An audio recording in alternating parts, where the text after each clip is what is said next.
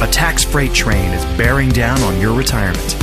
To protect yourself, you'll have to harness the power of zero.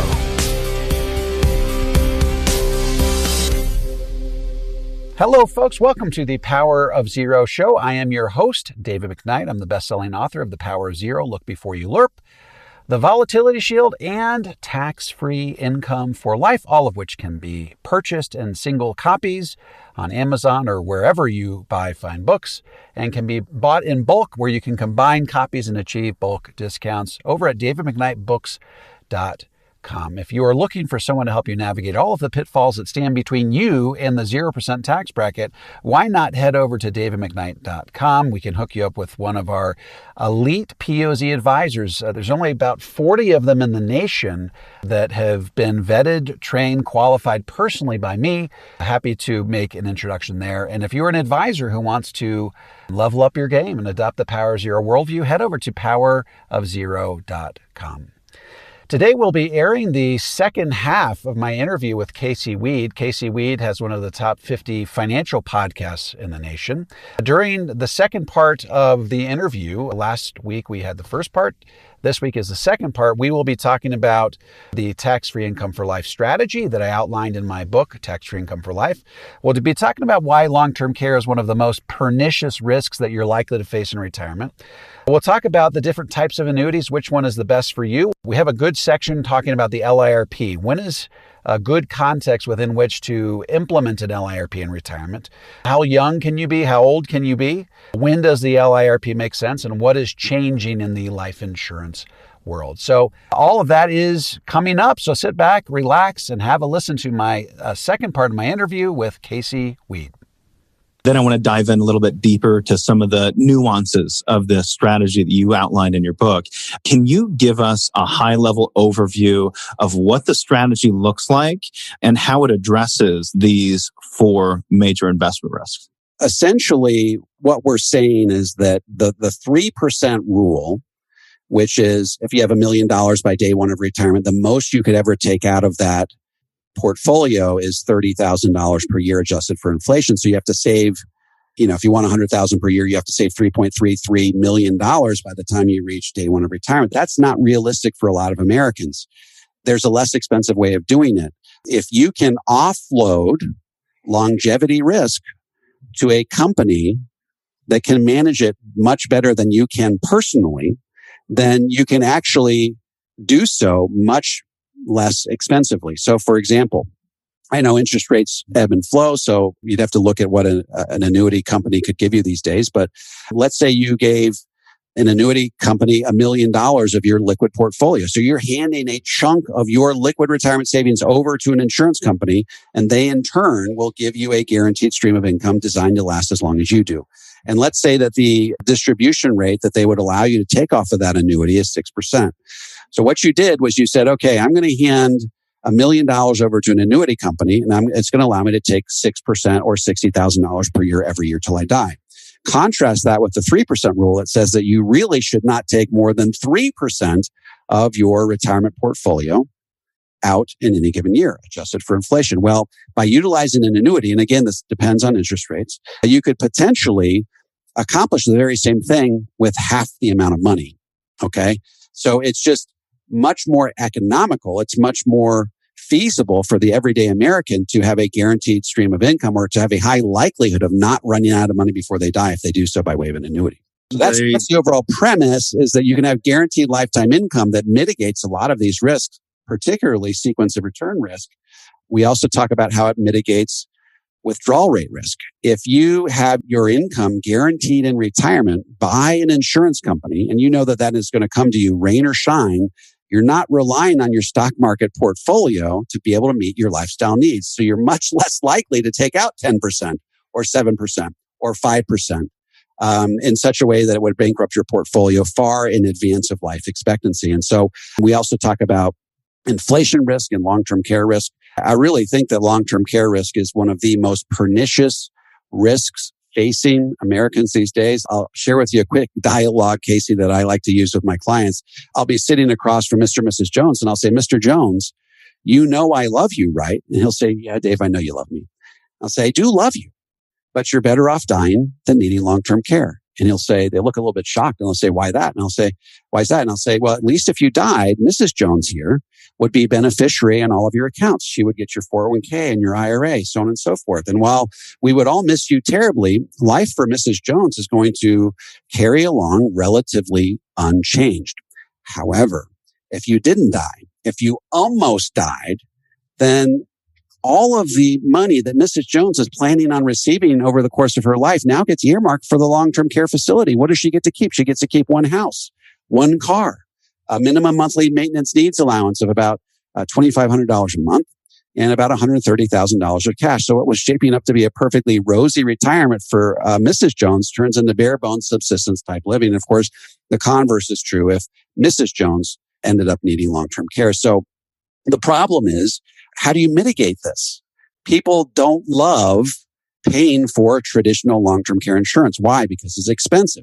You could it could be hard to qualify for. You may live to be 120, but if you have a bad back or a bad knee or a bad hip, you may not even get accepted. And what happens if you pay for 30 years and die peaceful in your sleep, never having needed the long-term care insurance? Guess what? They don't send you all your money back at the end. It goes to pay for someone else's benefits. So that can be a source of heartburn for a lot of different people. So in the book, we talk about ways to mitigate long-term care risk without all of the heartburn that traditionally goes into mitigating long-term care. Hey, sorry for the interruption. It's Casey, and I know you're listening to the Retire with Purpose podcast because you want to maximize your financial efficiency and plan for a retirement that's filled with meaning and purpose. So I've got something for you. If you want to take this a step further, I want you to head on over to retirewithpurpose.com and sign up for weekend reading for retirees. This is a collection of handpicked articles with commentary from myself sent every Friday straight to your inbox. Sign up and I'll send you an email right away containing one of my favorite recent podcast interviews with insights into my biggest takeaways. Second, I want to share one of my favorite articles featured in my weekend reading for retirees, along with commentary and an ebook copy of my best-selling book, Job Optional. And finally, I want to invite you to my upcoming webinar, where I take a deep dive into important concepts that will help educate you on making informed decisions for your best retirement. I want to provide you with the best of the best resources of what we have here at Howard Bailey to offer, and we've made it easy to get started right now. Again, all you need to do is go to retirewithpurpose.com, sign up for weekend reading for retirees, and we will help get you on track to living a secure retirement that's filled with meaning and purpose today. So it sounds like we're carving out a portion of our portfolio to create a guaranteed income stream, cover our expenses in retirement as long as we live. We're doing so with some type of annuity. And then we have other after-tax dollars that we've set aside to cover inflation, long-term growth. And we're also going to be converting the IRA to a Roth IRA to mitigate tax risks in the future. So we've got the annuity being converted to a tax-free income strategy. We have after-tax assets to guard us against inflation in the future. And then we have additional assets that we're setting aside that will be leveraged for long-term care risk. That's right. You did a much better job of summarizing what's in my book than I just did. So well done. Well, I'm glad we outlined it from a high level, but I think some of the nuances are what's going to catch people off. And the first piece I want to go into is probably just hitting on guarantees and annuities, the A word in the financial world. I mean, guarantee is said, and I think antennas go up to say, well, nothing's really guaranteed but death and taxes. You're pretty big on the tax piece. You know, what is really guaranteed? What does guaranteed mean when you talk about guaranteed lifetime income? Yeah, I mean, guarantees are based upon the claims paying ability of the insurance company, but it basically says, look, if you give an insurance company a liquid chunk of your retirement savings, they will in return give you a stream of income that's guaranteed to last as long as you do. So what they're essentially doing is they're taking your assets and they're pooling them with the assets of thousands of other people. And they know that some people are going to be living much longer. They have that Methuselah gene, right? They're going to be living much longer. Some people are going to walk off the curb and get hit by the Mack truck, so they're going to live a much shorter life. But when you average it all out, it's what Tom Hegna calls mortality credits. The people who live much longer than they anticipated are going to have their guaranteed stream of income funded by the person that stepped off the curb and got hit by the Mack truck. So all in all, everybody gets a guarantee that their income is going to last as long as they do. And of course, like I said, based on the claims paying ability of the insurance company. So you talk about different types of annuities in there. Most of the research that's out there today seems to focus on SPIAs or immediate annuities. What type of annuity do you think best fits in this guaranteed income portion of the portfolio? Well, I think that mathematically speaking, the SPIA is going to give you the most bang for your buck. Okay. If you look at all the insurance companies and it's a pure mathematical decision, say, I can give you $1 million. Which company is going to guarantee me the highest income month over month every year until I die? You can even spreadsheet it. It's pretty straightforward. And some companies give you more income than others. What I noticed, however, is that there are basically three things that really give people heartburn over the single premium immediate annuity. And there's no getting around the fact that when you give a big chunk of your liquid savings to a insurance company in exchange for that guaranteed lifetime stream of income, you are giving up liquidity on that money. And that is a reality that prevents a lot of people from ever entering into the contract, entering into the proposition. And that's one thing. The other thing is most SPIAs don't adjust for inflation. So people say, hey, look, you're giving me $5,000 a month. That's perfectly adequate to cover all of my expenses in the here and now. But because of the inexorable effects of inflation over time, even 12 years from now, that's going to have half the spending power at a reasonable rate of inflation. So is not having any inflation protection, giving the rate at which the federal government is printing greenbacks, is that really smart? And then the final one is, let's say you do enter into the transaction. 2 years into it, you step off the curb and you get smashed by that Mack truck. What happens to all that money? Does it go to your kids? No, it goes to the risk pool and it goes to pay for someone else's income. And so the combination of these three things, and study after study after study, have said that those three factors are the reason why single premium immediate annuities are gaining very little currency among retirees. They have such positive benefits, but they're gaining very little traction among retirees.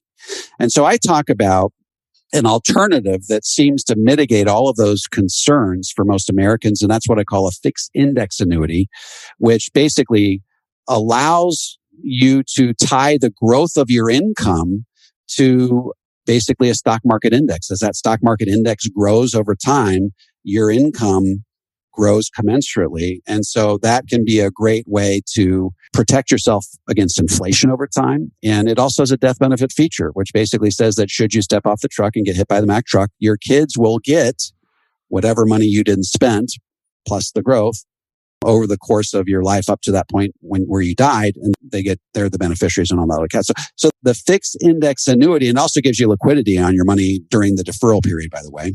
And so that really tends to mitigate the three concerns that most Americans have over instruments that provide guaranteed lifetime income. And I think that you and I have seen, and we've seen this across the industry, that fixed index annuities are far more popular than single premium immediate annuities because of their flexibility and their ability to speak to those three basic concerns that people tend to have with single premium immediate annuities.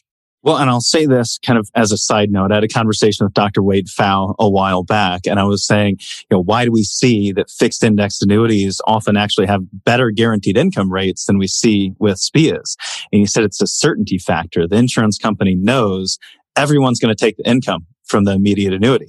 However, with the guaranteed income fixed indexed annuity, everyone has that. However, only a fraction of those are actually going to utilize the guaranteed income benefit, because you have advisors that are selling guaranteed income benefits as if they are going to grow your real money over the rest of your life. And the income benefit is never actually turned on for a lifetime.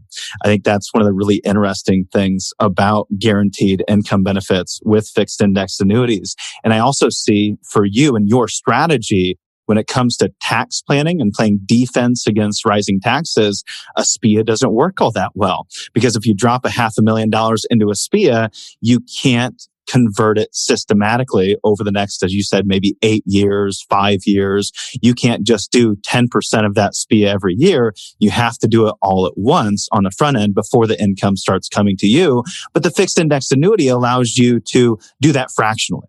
Right. That's exactly right. So the SPIA, you drop an IRA into a SPIA, and once that's set in motion, there's no turning back the hands of time. I mean, what's been done is done. It's irrevocable. And so what you've essentially done is you've cemented your exposure to tax rate risk over time. If tax rates double over the next 10 years, there's absolutely nothing you can do about it. So let's say that taxes go for you from an effective 20% tax rate to an effective 40% tax rate. That dramatic reduction in income, and one of the things that I like to tell people, and this is sort of the culminating point in the book, is that your income in retirement can be guaranteed. But if you do it within the tax deferred bucket, the after tax amount is not guaranteed. And that's the rub, because you are sort of beholden to the IRS. As tax rates go up, the amount of after tax income that you get to keep goes down. And where do you think most Americans go to plug that hole in their guaranteed lifetime income? They go to their stock market portfolio and they spend down what's remaining in their stock market portfolio. What happens if by taking money out of that tax deferred bucket, that guaranteed, that SPIA income, that increases your provisional income to the point where you now have a $5,000 tax on your Social Security. How are people going to pay that tax on their Social Security?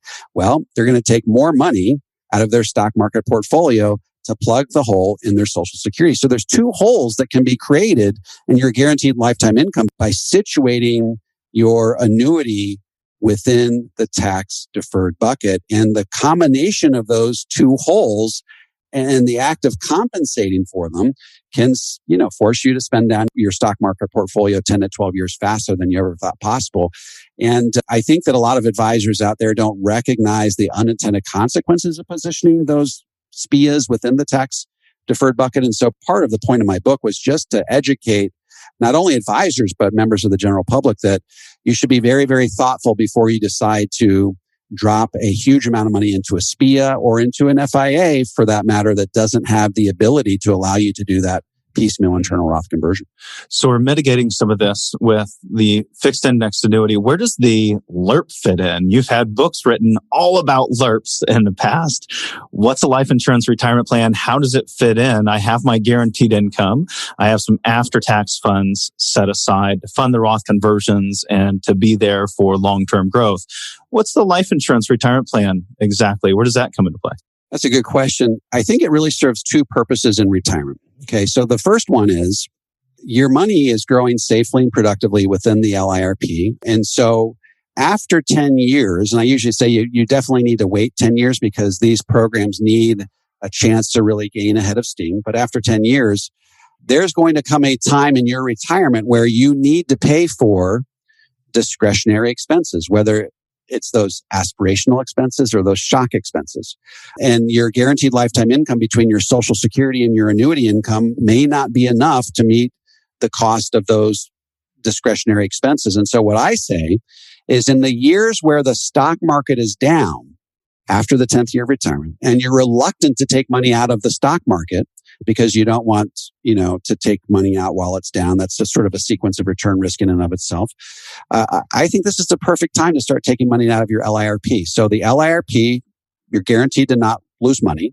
So your money's growing safely and productively. So you're not going to experience any negative consequences as a result of sequence of return risk. So it's the perfect vehicle to fund discretionary needs when you need to plug the hole in your roof, or you want to take the kids or the grandkids to Disney World, but you don't want to draw upon your stock market portfolio because it's down. Take the money out of your LIRP. The money's growing safely and productively. The other part, as I said earlier, I talked about the risk of long-term care. What most LIRP companies allow you to do these days is to receive your death benefit in advance of your death for the purpose of paying for long-term care. So, for example, you have a death benefit of $400,000. You wake up one day, you can no longer feed yourself, bathe yourself, transfer yourself, what have you. Find one doctor to write one letter to that effect. They will start sending you 2% of that death benefit, or $8,000 a month, every month for 4 years for the purpose of paying for long-term care. And guess what? If you die peacefully in your sleep 30 years from now, having needed long-term care, guess what? Someone's still getting a death benefit, probably your kids. So there isn't that sensation of having paid for something that you hope you never have to use. And so in my mind, the LIRP is very, very useful in the sense that you can draw tax-free income out to pay for those discretionary needs when your stock market portfolio is down. And the death benefit doubles as long-term care. And should you die peaceful in your sleep, never having needed long-term care, then your kids get a death benefit. I've noticed that 80% of my clients who enter into LIRPs do so because of that long-term care benefit. Mm-hmm.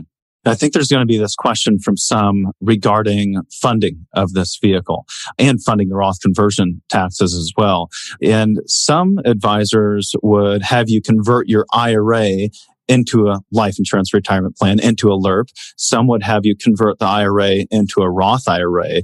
Do you support both of those? And if so, what's the correct balance? Do we use the after-tax funds to fund the Lirp? Do we use the IRA funds to fund the Lirp? What's the right balance?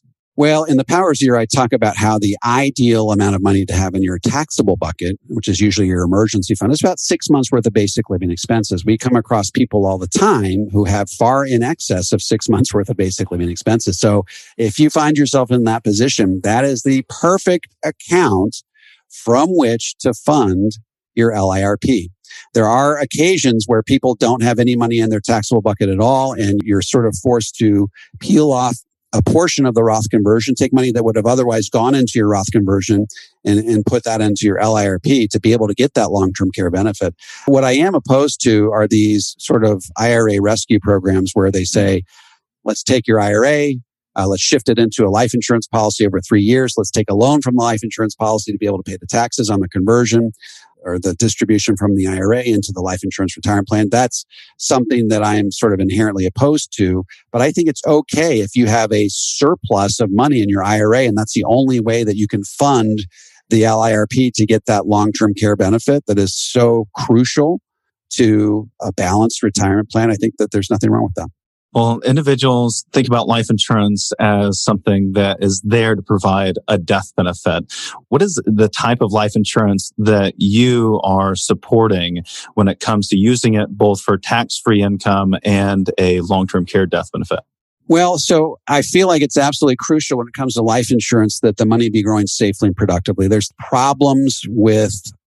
a product called a variable universal life policy, which your cash value ebbs and flows with the stock market. And part of the issue is that if you get into your 60s and 70s and you experience a massive drop in your cash value due to a major downturn in the stock market, then the way these things work is as your cash value grows, the amount of life insurance you're required to pay for goes down. But if your cash value goes down, then all of a sudden you can be in a position where the amount of life insurance you're required to pay for rises dramatically. And if that happens, when the mortality costs internal to the policy are most expensive, which could be in your late 60s, early 70s, so on and so forth, then all of a sudden it could send your policy into a death spiral from which it never recovers. And then you run out of money, you run out of death benefit, you no longer have long-term care. So I like having the policies that have a guarantee that you'll never lose money. Money's growing safely and productively. So there's two approaches at that point. You can either have a whole life policy or what's known as an index universal life policy. I tend to favor the index universal life policy because the money grows a little bit more productively than the whole life policy, and it tends to have better loan provisions, which are the means by which you take those dollars out tax-free. There's a lot of companies that offer guaranteed 0% loans, which I think is a really big deal because you don't want the interest to snowball and once again force you to run out of money before you run out of life. So index universal life, it tends to be what we propose, but there's a lot of people that tend to favor whole life that hand out my book, The Power of Zero, all the time, and it's sort of just different strokes for different folks. Life insurance has evolved tremendously over the last year, 10 years, 20 years, just like our tax environment. And we had some recent legislation that changed the world of life insurance, or it will start impacting life insurance here in the coming months as we'd expect. HR 133 had some regulations plugged into it. Can you just speak to what types of things are changing in the life insurance world? Is it favorable? Is it unfavorable? How does the consumer leverage these things to their advantage if they want to go down the Lirp path? When a lot of these life insurance programs got created, there was a section of the IRS tax code, section 7702, which governs the amount of money that you can put into these life insurance policies. The IRS, believe it or not, does believe that there can be too much of a good thing. And so they they have strict limits on how much money you can put into a life insurance policy.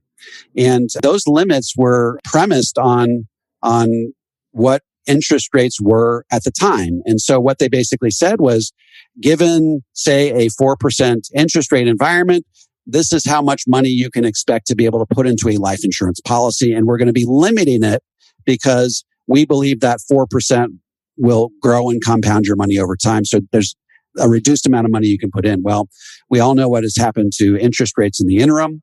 And so what they basically did, and this was as a result of a successful lobby from organizations within the life insurance industry, they basically said, look, these policies aren't going to be able to have the same types of outcomes if in this low interest rate environment, we're only allowed to put in the amount of money that you previously allowed us to put in under the 4% interest rate environment.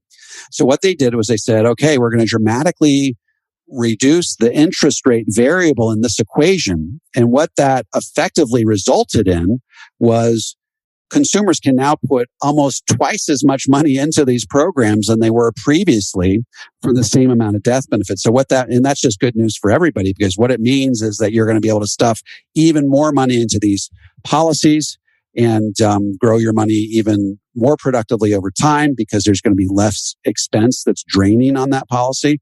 You know, I did a podcast on this. We call it the LIRP Christmas Miracle, because it happened over Christmas. And it was just a overall wonderful net benefit for clients that are going to be entering into these contracts. Now, these types of strategies, do they work for anyone regardless of their age or their health?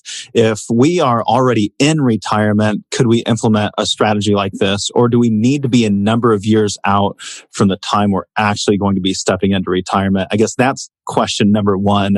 And then that kind of leads into number two. What if we aren't in the best health? Yeah. So I'm not as much dissuaded by someone who's 60 or 62 who wants to enter into an LIRP, because we aren't generally recommending that they take money out for 10 or 12 years, right? So that's going to build a head of steam.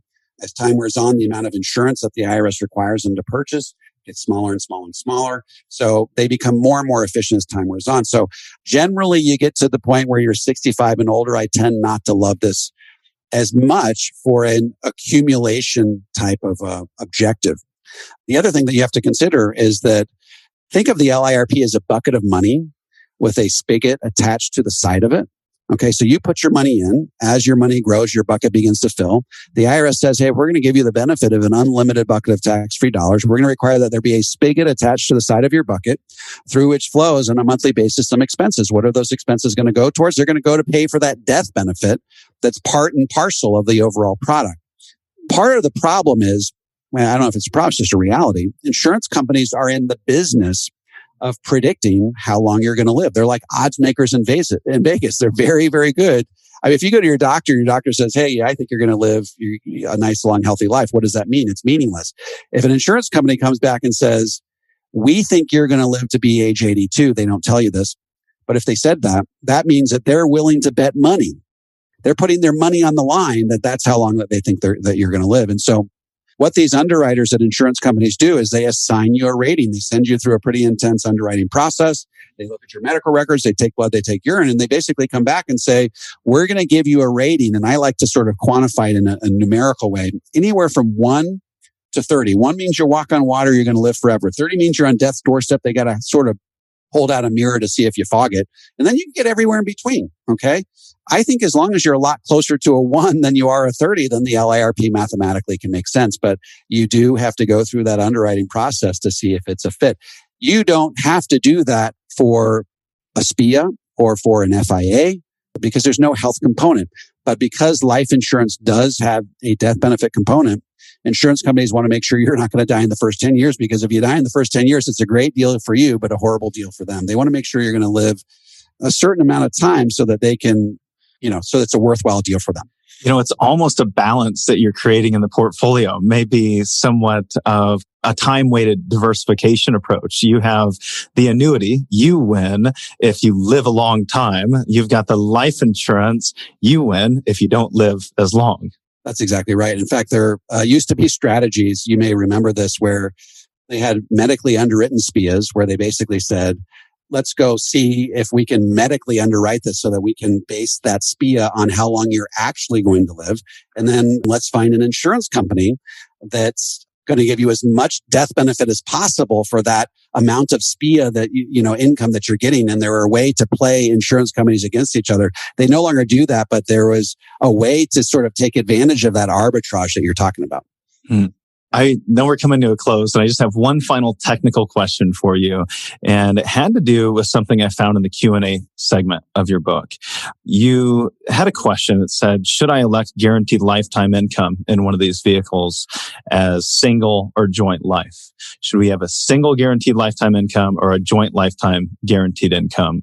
You recommended single, and I think that'll catch a lot of individuals off, especially married couples of the same age or about the same health. Why would they choose a single lifetime payout? That seems like we're kind of taking a step back from the mitigation of risk.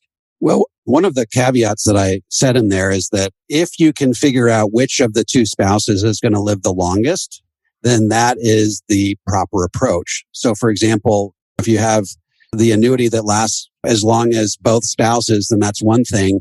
What I basically say, look, if you can go through the underwriting process and you can have the insurance company tell you which spouse is going to live longer, and they're, like I said, they're very, very good at predicting how long people are going to live, put the annuity on the spouse that's going to live the longest. That way, you're not ever going to be in a situation where one spouse dies and that income stops and that other spouse is sort of left twisting in the wind. And so if you can figure out how long, and plus you have the death benefit that is there to cover you as well. So that was my approach. That's my philosophy, that if you can figure out who's going to live the longest, it informs a lot of different decisions that you make vis-a-vis retirement planning. Unfortunately, it doesn't mitigate the Mac factor, as you called it in your book, which at first I go, what's the Mac factor? Oh, yeah, Mac truck. That makes sense. Yes. But if you have the Lirp as part of the overall portfolio, especially if both spouses have the Lirp and you elect the single lifetime income, you have that piece to fall back on. So you're really you're maximizing your lifetime income.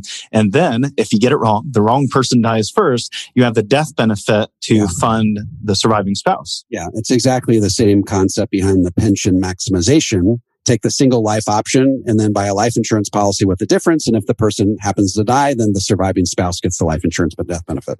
All right. Well, I think that brings us to a close with the time we have together. But I do want to say, I bet there's some that are out there going, boy, where's David's crystal ball right now? Do you have any thoughts on future legislation, pending legislation that's coming down the pike right now? Anything that you think maybe not everyone's completely aware of? Well, you and I discussed this beforehand. I do believe that Joe Biden will honor his campaign promise, which is to not raise taxes on people that make less than $400,000.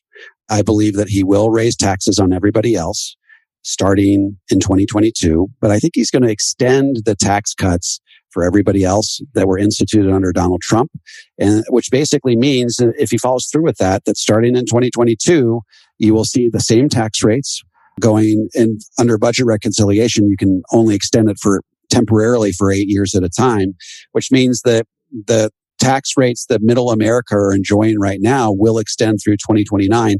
That's what I think is going to happen. There's a lot of people that agree with me on that, but there's people that don't. And so that's my crystal ball. That's what I think is going to happen. And I think that means there's a lot of opportunity to take advantage of the tax sale of a lifetime before tax rates go up for good.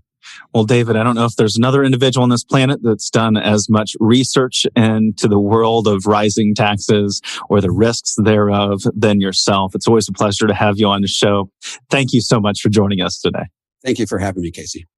Okay, folks, that was the second half of my interview with Casey Weed. Hope you enjoyed it. Again, if you're looking for help to implement these principles, you want to insulate your retirement from tax rate risk and longevity risk, we'd be happy to assist you. Head over to davidmcknight.com, opt into a strategy session. And if you're an advisor who wants to adopt all of these principles in your financial practice, why not head over to powerofzero.com? You can opt into a free 3-part video series where I talk about how you can transition your practice to a tax-free financial planning practice.